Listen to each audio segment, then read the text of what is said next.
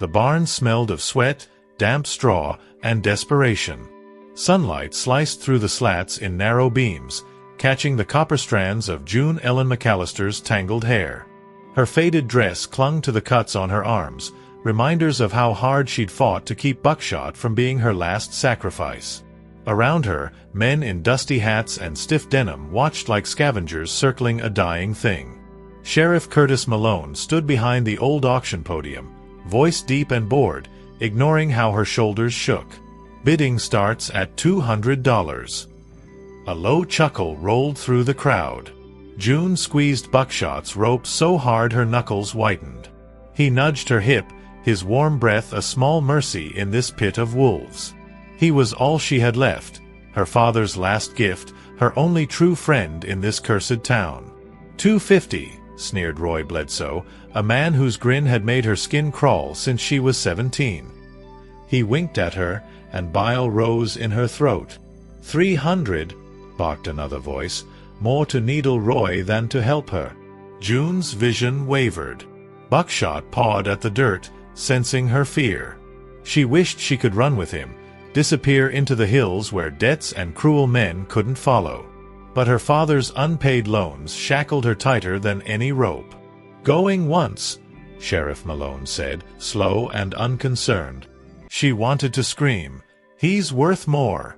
You know he is." But her pride sealed her mouth shut. She'd beg no man for pity. "Going twice." A hush fell like a dropped blanket. Heavy footsteps echoed across the barn floorboards. Every head turned. Gideon Pierce stepped forward out of the shadows, silent as a storm building on the plains. Tall, broad-shouldered, silver dusting his dark hair under a battered hat, and eyes so steady they made June's knees weaken worse than hunger ever had. Gideon raised his hand, voice low but clear. $800. Gasps broke the silence. Roy Bledsoe cursed under his breath. Sheriff Malone, caught off guard, cleared his throat. $800. Any other bids? None dared. Sold. June clutched Buckshot's mane, breath ragged, heart pounding louder than the chatter of the men watching.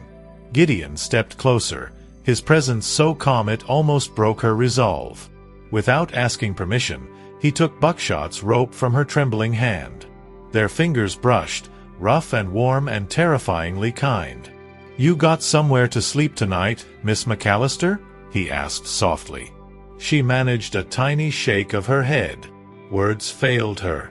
"Come with me." He turned without waiting for her fear or pride to answer, leading Buckshot and her last hope out of the barn's choking air. Behind her, Roy Bledsoe's eyes burned with a promise of trouble. And June knew, deep in her bones, this was only the beginning. June stumbled after Gideon Pierce, the warm June sun stinging her eyes as they stepped out of the stale barn air and into the open yard. Buckshot's hooves thudded calmly beside him, but every step away from the crowd made her pulse quicken. She could feel Roy Bledsoe's stare burning holes in her back, could almost hear his mocking laugh behind her. She wanted to look back, spit at him, but her throat felt tight as rope. She kept her eyes on Gideon's broad shoulders instead, the way he moved like the world owed him nothing and he asked nothing in return. They reached an old battered pickup truck parked under a leaning oak at the edge of the lot. Gideon didn't say a word, just checked Buckshot's lead, tested the tailgate latch, and gave a low whistle that made Buckshot step up as gentle as a lamb. June stood frozen, arms folded over her chest to stop the tremble. She'd spent every night for a year whispering into that horse's mane that she'd never let him go. And now she'd sold him to a man she barely knew, because what else could she have done? Her father's debt had eaten her alive, and Sheriff Malone would have stripped her shack bare if she hadn't. Gideon turned to face her then, one brow lifting just a fraction. Up close, his eyes weren't hard like most men's. They were steady but soft around the edges, like someone who'd carried more grief than he'd ever confess. He looked her up and down, taking in her scraped elbows, the dried blood on her forearm. "You hungry?" he asked, voice low, more like a thought than a question. June almost laughed at the absurdity. "Hungry." She'd forgotten what a full belly felt like weeks ago. But pride rose sharp in her chest. She shook her head. "I'm fine." Gideon didn't argue. He simply opened the passenger door for her, nodding once like they'd struck some secret bargain. The drive from town was silent but heavy, the hum of the old engine masking the words she didn't have courage to say. She watched the fields roll by, fences leaning, cattle grazing under the big, indifferent sky. She wondered what folks would say tonight. June McAllister, ruined girl, riding away with Gideon Pierce. She'd heard stories about him, half-truths and rumors about a wife buried in the far corner of his land, about how he spoke to no one unless he had to. Yet here he was, hauling her and her horse toward a future she hadn't asked for but was too broken to refuse. They turned off the main road onto a gravel drive lined with ancient oaks. Beyond them, the Pierce Ranch sprawled wide, sturdy barn, weathered farmhouse, rolling hills that caught the sunset like a painting. June's breath caught in her throat. She hadn't stepped foot on land this cared for since her father's farm fell into ruin. When Gideon parked, he didn't rush to open her door. Instead, he watched her, waiting to see if she'd bolt. But her legs wouldn't carry her anywhere but forward now. Inside the barn, Gideon led Buckshot into a fresh, clean stall, softer hay than June could afford in a year. She pressed her palm to Buckshot's neck, whispering apologies she couldn't bear to say aloud. When she turned, Gideon was leaning against the stall gate, arms folded, the dying sunlight turning the gray in his hair to silver. "You'll stay here tonight," he said simply. It wasn't a question, more like an order wrapped in a kindness she didn't trust yet. June opened her mouth to protest, but the weight of exhaustion dragged the fight out of her bones.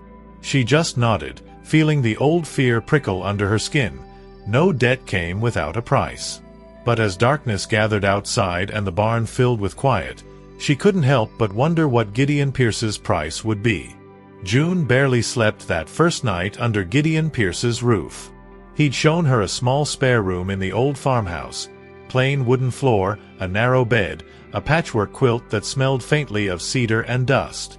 She lay awake listening to the creaks of the old house, the wind pushing against the walls, the occasional stomp of Buckshot shifting in his stall just outside her window. Each sound reminded her she wasn't home, and worse, that she no longer had a home to claim at all. At dawn, she slipped out of the stiff bed and found her boots by the door. She padded softly down the narrow hallway, half expecting to run into Gideon. But the house was empty, the kitchen table bare except for a chipped mug and a folded note with her name scratched in a heavy hand. "Coffee's on the stove. Feed Buckshot first." She let out a breath she hadn't realized she was holding. He trusted her enough not to lock her in, not to stand guard. That scared her more than if he had chained the door shut. Outside, the sky was blushing pink.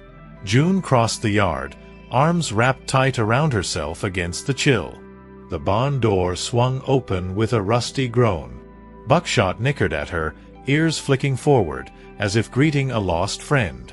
She buried her face in his neck, breathing him in, the familiar warm smell that no debt collector could touch. "Good boy," she whispered, voice cracking. "I'm so sorry for all this." She found a bucket of oats by the stall and a clean brush hanging on a hook. The quiet, simple work calmed the knot in her chest. As she ran the brush along Buckshot's coat, she heard boots behind her, measured steps that didn't rush but carried weight in every stride. Gideon stood in the barn doorway, arms folded, his silhouette outlined by the growing light. He didn't speak right away. Instead, he watched her, eyes tracing how her hands moved over the horse she'd nearly lost. "You handle him gentle," he said at last, voice low as morning thunder. June flinched, surprised he'd break the silence first. She straightened, brush clutched to her chest. "He's all I ever had worth anything," she murmured. Gideon's gaze softened, just a flicker, before the old hard edge returned. He stepped forward, lifting a hand to stroke Buckshot's muzzle, his knuckles brushing hers for a heartbeat. "You work for your keep, June Ellen McAllister. "I won't have idle hands under my roof," he said, not unkindly but final. She bristled, pride stinging her raw, but nodded all the same. She'd slept in worse places for less mercy. At least here, she still had Buckshot. Behind them, a shadow flickered past the barn door, a figure ducking away when Gideon turned. June felt her pulse spike, cold crawling up her spine. Roy Bledsoe hadn't finished with her yet. She could feel it in her bones, and maybe, just maybe, so could Gideon Pierce. By noon, June's hands ached from scrubbing the old barn walls clean of years of caked dirt. Gideon hadn't asked her to, he'd simply said, "Keep busy. Feed him. Rest when you're done." But she needed the work more than he did. Every bucket of dirty water dumped into the grass outside made her feel less like a burden and more like someone with a right to stand on this land. Buckshot watched her the whole time, his big eyes calm, almost forgiving. She whispered her worries into his mane when the weight of everything pressed too hard on her chest. Inside the house, Gideon was a ghost. She'd catch a glimpse of him through the kitchen window, a tall figure walking the fence line, hammer in hand, mending boards long neglected. He never told her where to go or how to behave. He just watched, quiet but present, like he was measuring her from the inside out. Once, she caught him staring through the barn door as she bent to scrub a stubborn patch of old manure. Their eyes met, and something unspoken passed between them. Not desire exactly, but a shared loneliness that startled her more than any threat Roy Bledsoe could throw her way. That evening, June carried an armful of firewood to the porch. Her bare arms were streaked with dirt, hair stuck to her damp neck. She dropped the logs by the door and nearly screamed when she heard a voice behind her. Not Gideon's calm rumble, but a low, mocking drawl she knew too well. Roy Bledsoe leaned against the corner post, hat tipped back, grin wide and rotten as ever. "Ain't this a sight?" he sneered, eyes crawling over her like flies on meat. Little June McAllister, playin' house with the mighty Gideon Pierce. June's heart slammed against her ribs. She tried to step back, but Roy moved closer, boots scuffing the porch boards. "What do you want, Roy?" she hissed, forcing her voice to stay steady. He flicked his tongue across his teeth. "Want? Oh, darlin', you know what I want. You think that old man's gonna keep you safe? Ain't no man gives something for nothin'. You'll learn that soon enough." He reached out, dirty fingers grazing a strand of her hair. June slapped his hand away so hard her palm stung. Before he could say another word, the creak of the front door split the tension like thunder. Gideon stood there, sleeves rolled, eyes cold as river ice. He didn't raise his voice, didn't even step forward, but something in his stillness made Roy flinch. "Leave my land, Bledsoe." "Now," Gideon said, each word heavy as a sledgehammer. Roy chuckled, stepping back, but his eyes stayed glued to June. "See you real soon, sweetheart," he rasped, before disappearing into the darkening yard. June's knees gave out the moment Roy was gone. She sank onto the top porch step, breath ragged, trying not to let the tears spill. Gideon didn't touch her, didn't speak soft lies about safety. He just stood beside her, a silent fortress between her and the world's ugliness. For the first time since her father died, June wondered if maybe, just maybe, she wasn't entirely alone anymore. That night, sleep refused to claim June. She lay on the stiff bed Gideon had offered, staring at the cracked ceiling while the house whispered and groaned around her. Each creak of a floorboard, each sigh of the wind outside made her chest tighten. Somewhere out in the dark, Roy Bledsoe's promise still lingered like a splinter under her skin. She wished she could believe Gideon's silent protection was enough, but life had taught her men's words could crumble under fear or temptation, and she didn't know yet if Gideon Pierce's silence was steel or just another wall waiting to break. Before dawn broke, she gave up trying to rest. She pulled on her boots and crept through the hushed house. She paused outside Gideon's door, listening for any sign he was awake. Nothing, just the even hush of his breathing. She slipped out into the cold morning air, breath clouding in front of her. Buckshot lifted his head when he saw her, ears pricked forward, as if scolding her for worrying alone. She pressed her forehead to his warm neck, stealing comfort in the darkness. She worked harder than ever that morning. She scrubbed feed buckets until her fingers cracked, mended loose boards in Buckshot's stall, and swept out the tack room she hadn't dared enter the day before.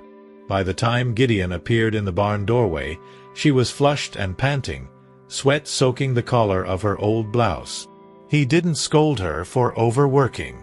He just watched, silent as always, before stepping in to hold a plank steady while she hammered a rusty nail back in place. When she finally turned to look at him, she was struck by how tired he seemed. Not just from the day's labor, but from something deeper, a weight behind his eyes she'd only glimpsed when they first met.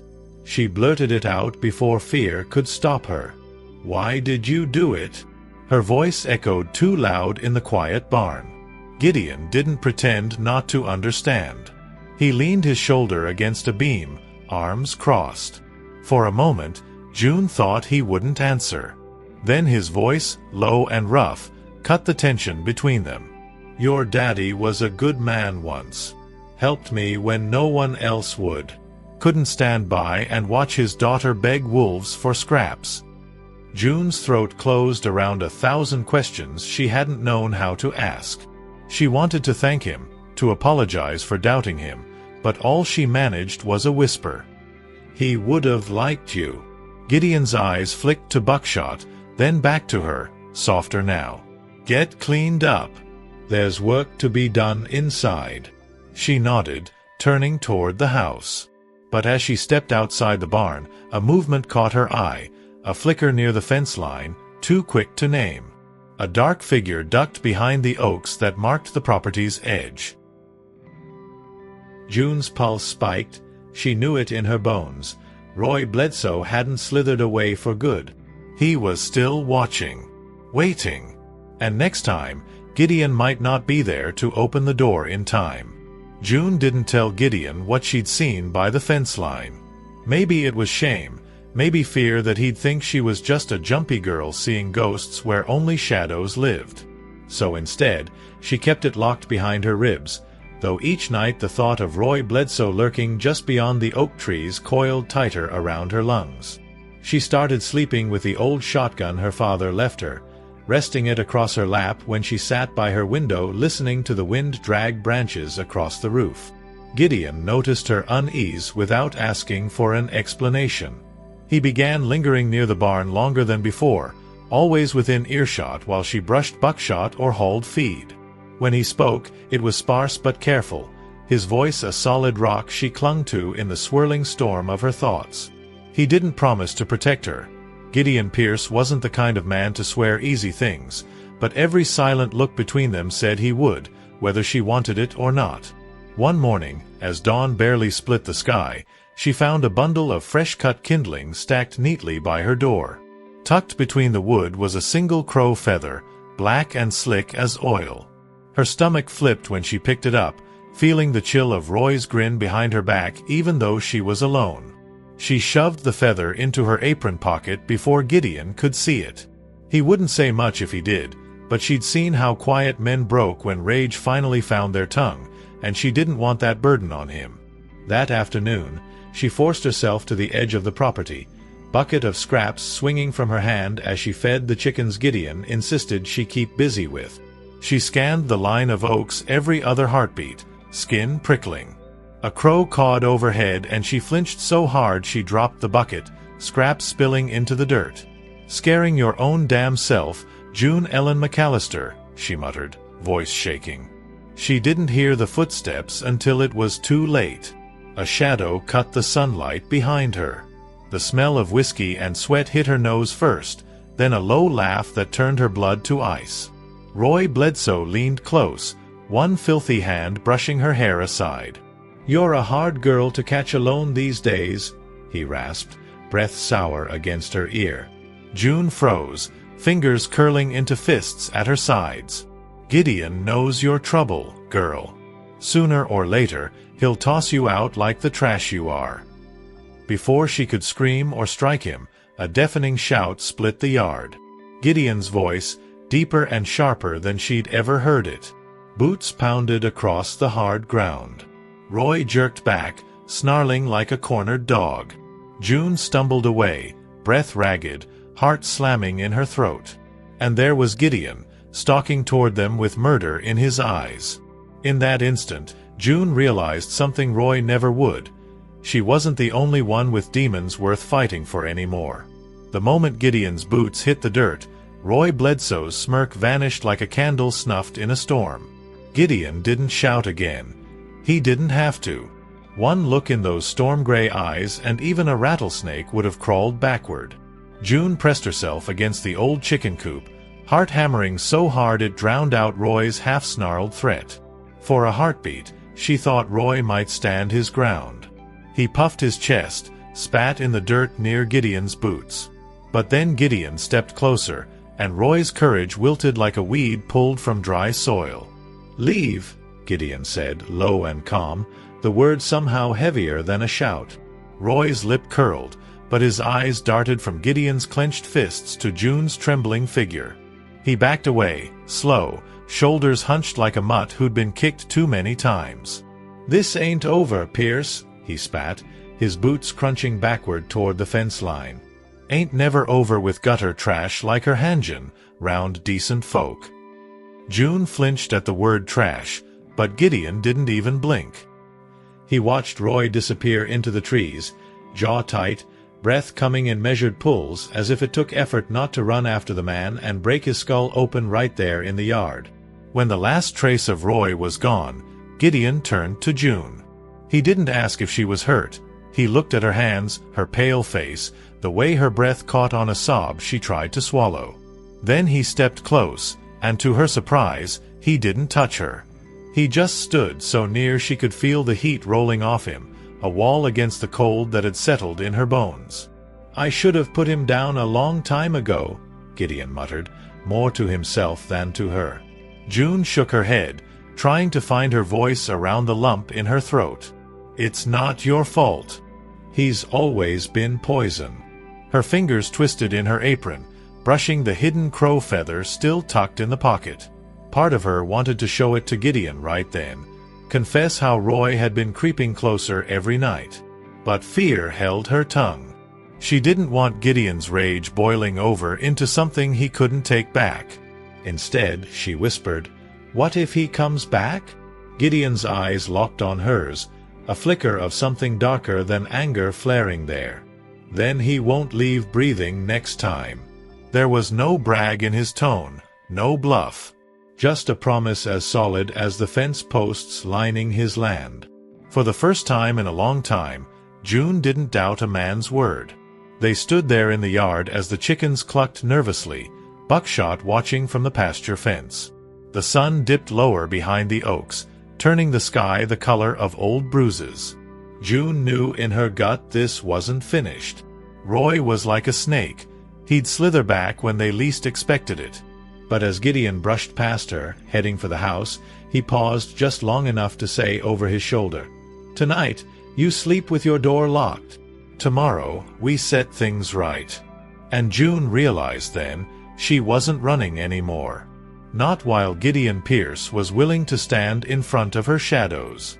The morning after Roy's threat felt different.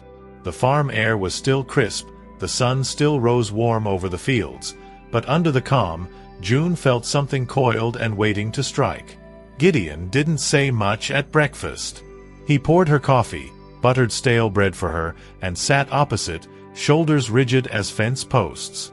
When she tried to thank him for what he'd done yesterday, he lifted one calloused hand, silencing her with a single look. Words wouldn't mend what Roy had broken. Action would. After they ate, Gideon led her out past the barn to the oldest part of his land. It was wild there. Oak roots tangled through broken stone walls, tall grass hiding forgotten fence wire that once kept cattle in line. He walked ahead without glancing back, his steps steady through brambles and dew-wet weeds. June's heart thudded as she hurried to keep up, the shotgun slung awkwardly over her shoulder just as he'd ordered her to carry it. "What are we doing out here, Gideon?" she called, breathless. He paused by a small clearing where sunlight fell like a spotlight on 2 worn headstones.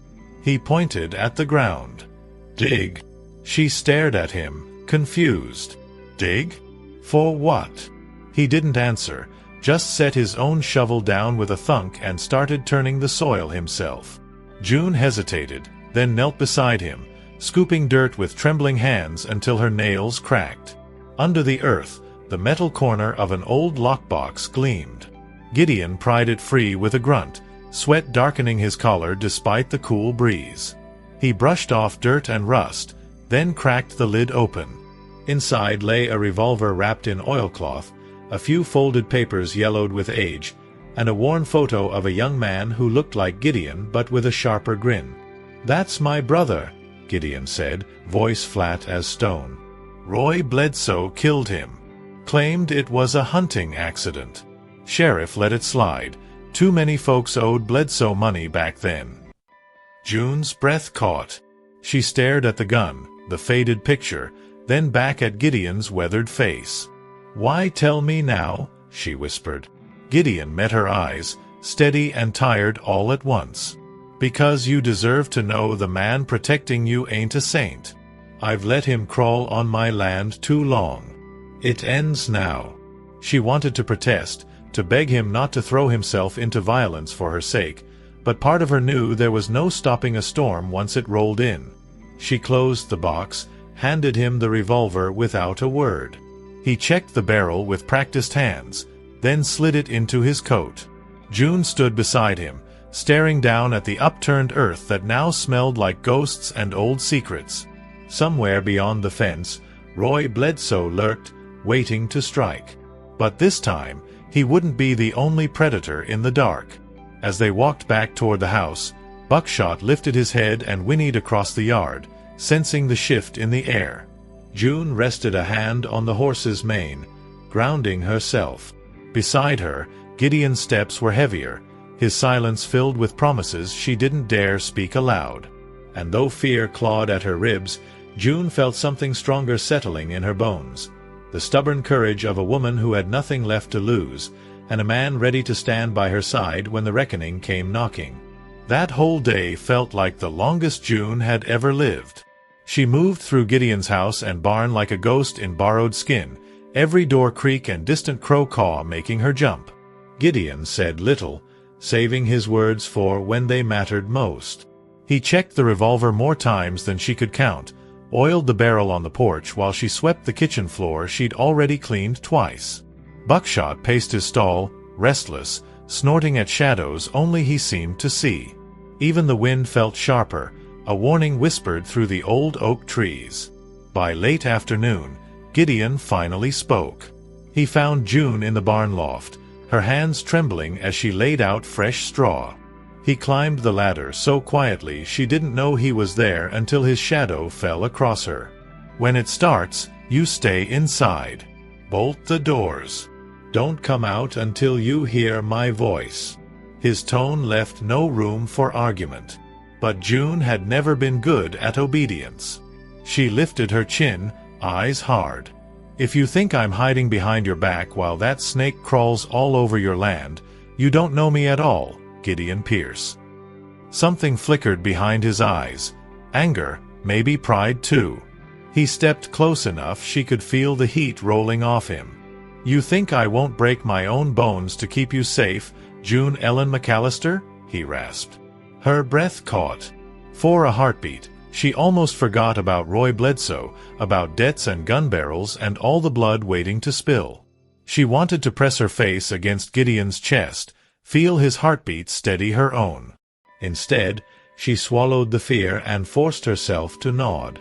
"Just don't die on me," she whispered. He let out a low laugh that sounded more like a promise than a joke. As the sun dipped low, painting the fields in molten gold, the quiet on the farm turned brittle. Even the birds seemed to hold their breath. June helped Gideon bar the doors and shutter the windows. She lit the old lanterns one by one, each flame a fragile shield against the darkness crawling closer. In the silence, she heard it, a soft rustle near the fence line. The hair on her arms rose. Gideon froze beside her, revolver already gripped tight. A voice drifted through the twilight, oozing poison sweet as syrup. "Evening, Pierce. Come out and talk like men, or I'll burn this pretty house down with you and your whore in it." Roy Bledsoe, loud and slurred, but dangerous all the same. June's knees threatened to buckle, but she locked them straight. She would not cower this time. Gideon turned to her, eyes dark as the coming night. "Inside. Now." But June grabbed his arm, her voice steady for the first time all day. "If he burns this place, he burns me too. I'm done running, Gideon." Before he could stop her, she stepped past him, shotgun in hand, and flung the door wide to meet the man who'd haunted her every nightmare. The last light of dusk hit Roy Bledsoe's sneer, and for the first time, she didn't feel small at all. June stood on the porch with the shotgun balanced against her shoulder, the last sliver of daylight brushing her cheek. Roy Bledsoe swaggered closer, the smell of cheap whiskey and stale sweat drifting ahead of him like a foul fog. His grin flickered when he realized she wasn't hiding behind Gideon this time. "Well, look at you. Daddy's little girl, thinkin' she's big enough to pull a trigger." His laugh crawled under her skin, but she didn't flinch. Inside the house, Gideon's boots creaked across the floorboards. She felt him behind her like a mountain at her back. Roy's eyes darted to the window, where Gideon's shadow flickered behind the curtains. "Come on out, Pierce. Let's finish this like men. Or you gonna let your whore do your fightin' for you?" The word whore burned her ears, but June didn't lower her aim. She felt her finger tighten against the cold metal trigger. For a heartbeat, everything fell silent. The wind, the creak of the barn door, even Buckshot's restless snort carried from the pasture. June's heart slammed in her ribs, begging her to be braver than she'd ever been. Then Gideon's voice, calm and thunderous all at once, rolled out from the doorway behind her. "Roy, last chance. Leave on your feet or in a box." The quiet after those words was a kind of mercy, a final offer to a man who deserved none. Roy barked a laugh, drawing the pistol from his coat so fast June barely saw the blur of steel. But she didn't freeze. She pulled the trigger first. The shotgun blast split the night wide open. Buckshot slammed into Roy's shoulder, spinning him sideways in the dirt like a rag doll. He howled, clutching at the wound, cursing her name through spitting teeth. Before he could lift his gun again, Gideon stepped past June and fired once, just once. Roy Bledsoe dropped where he stood, mouth open but no words left to poison the air. June sank to her knees on the porch, the shotgun clattering to the boards. Her hands shook so violently she thought her bones would splinter. Gideon crouched beside her, rough hands cradling her face, forcing her to look at him and not at the body cooling in the dirt. "It's over, June," he murmured, his forehead pressed to hers. She didn't believe it at first. The silence felt too big, too sharp. But the wind carried no threat this time, only the soft shuffle of Buckshot's hooves as he wandered near the fence, curious but calm. June's tears came hot and fierce, washing weeks of fear and years of pain down her cheeks. In the hours that followed, they buried Roy Bledsoe behind the old oaks where the land swallowed secrets deep. June worked beside Gideon, her hands blistered but steady, her breath ragged but strong. When they finished, dawn was breaking in streaks of pale gold across the fields. She turned to him, words tumbling out on a broken laugh. "What now, Gideon Pierce?" He wiped sweat from his brow, eyes softer than she'd ever seen. "Now you stay, if you want. This land's big enough for two stubborn ghosts." June smiled, the kind that hurt and healed at once. She glanced at Buckshot grazing under the rising sun, the house behind her sturdy and warm. For the first time in her life, the weight on her shoulders didn't feel like chains, it felt like roots. And beside her, Gideon Pierce stood solid, no longer just a stranger, but the promise of a life no one could ever steal from her again.